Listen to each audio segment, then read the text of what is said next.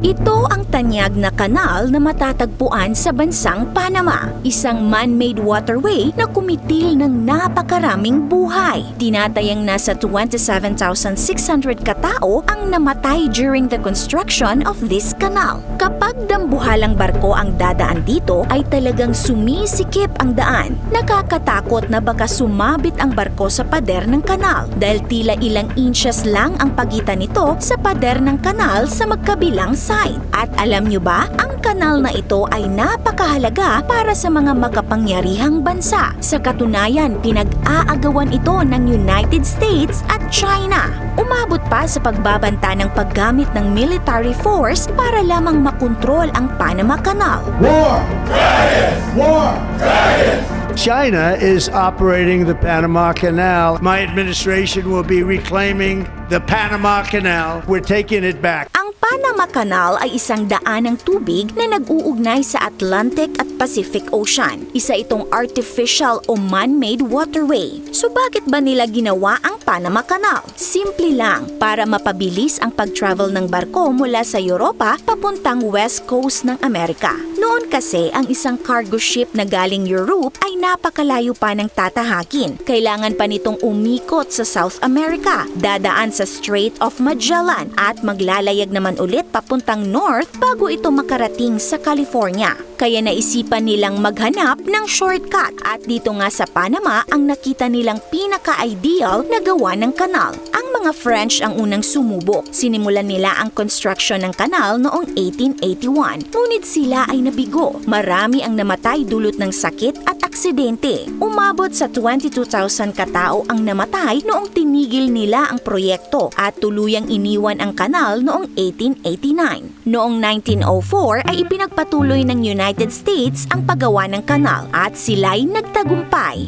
Unang binuksan ang kanal noong August 1914. Umabot sa 5,600 na manggagawa ng US ang namatay during the construction of the canal. Sa haba nitong halos 82 kilometers sa pagitan ng dalawang karagatan, naging mahalagang instrumento ang kanal sa global maritime transportation. Kung noon ay umaabot ng buwan o lampas pa ang pagtawid mula Atlantic to Pacific Ocean, ngayon kung dito dadaan sa Panama Canal ay nagiging 8 to 10 hours na lamang. Dahil dito nakakatipid ang mga barko sa oras, gasolina at gastos at mas mabilis na naihahatid ang mga produkto. Mula 1914 hanggang 1979, ang Panama Canal ay ganap na kontrolado ng United States. Ngunit noong December 31, 1999, opisyal na ibinigay ng US sa gobyerno ng Panama ang kontrol sa Panama Canal. Mahalaga ang Panama Canal sa United States kasi 40% ng US container ships ay dumadaan dito at ang US ang number 1 user ng Panama Canal in terms of dami ng cargo na dumadaan sa kanal. Pangalawa lamang ang China. Bukod dito, ang seguridad at maaasahang operasyon ng Panama Canal ay may malaking epekto sa national security, defense capabilities, diplomatic relations at logistical resilience ng Amerika. Kaya naman nang opisyal na sumali ang Panama sa Belt and Road Initiative ng China o BRI noong November 2017, nagdulot ito ng pangamba sa United States.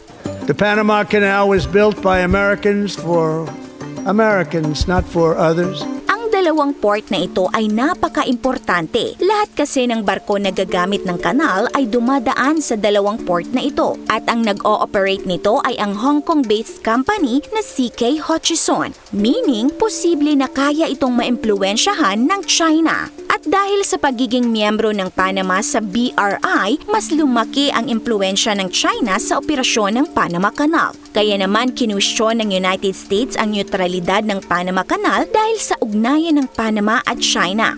At ito ang nakapagdagdag ng tensyon sa pagitan ng United States at China. Nagbabala ang United States na ang impluwensya ng Beijing sa kanal ay maaaring panganib sa global trade at seguridad. Nagbanta si US President Trump na maaari niyang bawiin ang kanal sa Panama at gumamit ng military force kung hindi mapipigilan ang impluwensya ng China. China is operating the Panama Canal and we're taking it back.